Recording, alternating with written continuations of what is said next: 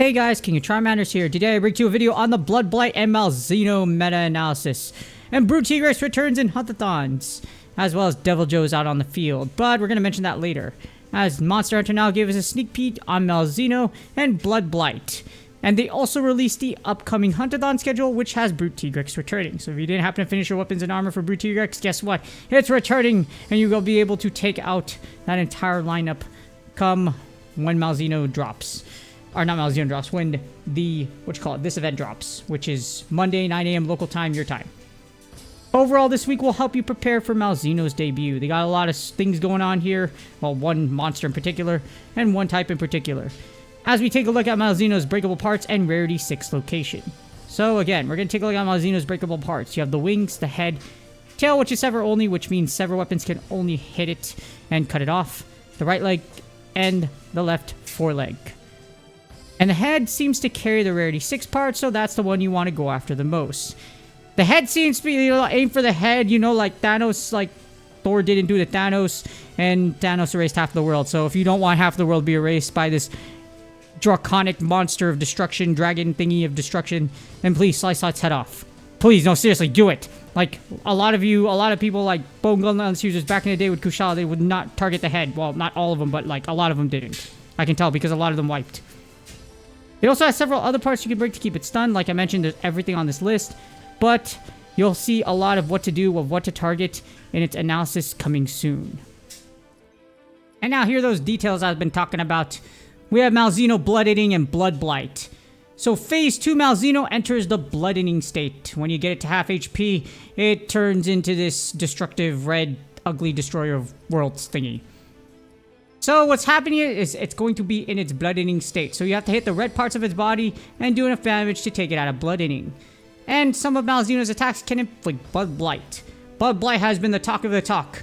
And some people has been giving misinformation saying like, oh, it's going to cause lifesteal and you're going to gain life, etc. We don't even have potion crafting. What do you think what do you mean they're going to let us steal life and let it keep it to the next round? No, it's not going to happen like that. Here's how it actually works. Bloodblight will create a blood gauge that fills, and after it's full, you have to attack to reduce the gauge. And you can gain extra health after this reaches 0. It will remove Bloodblight at max, so it doesn't lifesteal or have any sort of effect like it does at Rise. It's completely different. And what's also completely different is that we have Deviljho appearing on the field for the first time. So Deviljho will start spawning on the map, like you see the details it says right here. And the reason we're doing this is because the regular and Ripborn version are going to appear so you can help take down Malzeno, because Malzeno's only weakness is Dragon. And it gives you a chance to finish your Dragon builds before you take on the newest Elder Dragon. So just keep that in mind. You're going to have to fry a whole lot of pickles, or you're going to be like me where you have so many materials. You don't need to sweat this anyways. I just hope they bring back the material discount. This is something they should do. If you're going to do this, you should totally bring back to where materials were discounted for Deviljho for this week, so that newer players / veteran players have easier time building their weapons and armor. Should totally be a standard by now.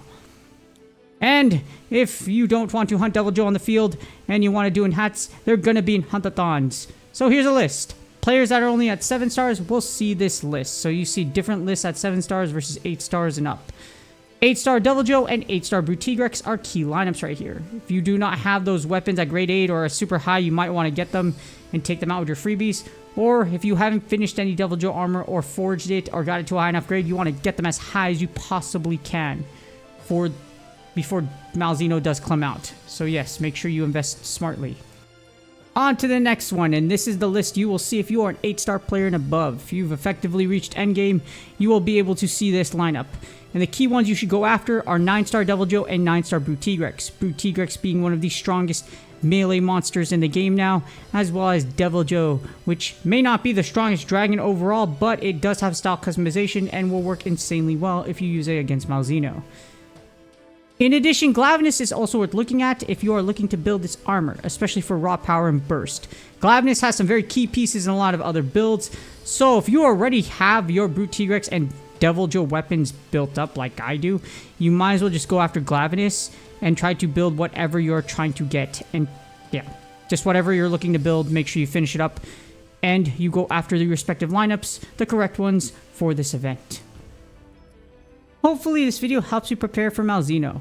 Let's hope for material discounts for future events like this one. Deviljho match should be discounted since you are promoting Deviljho. No, seriously.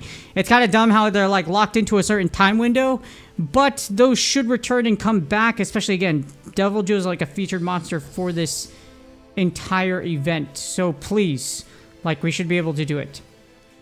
With that being said, please do me a huge favor. Like, subscribe, and comment for the YouTube algorithm. There's a lot of grinding going on. We're going to hunt a lot of Imperial Dragons. I know I will. I plan to max out its weapon, one of the weapons, and all of the armor, especially the bow, since the bow is a super weapon. And of course, the armor, so that I can get my grade 8 pieces, and then I can go ahead and use them for future hunts, etc. But yeah, it's just really up to you. But regardless, you're going to need a little bit of luck and some RNGesus. So may RNGesus be on your side. May you have good luck on your grinds always. And I will see y'all on the next video.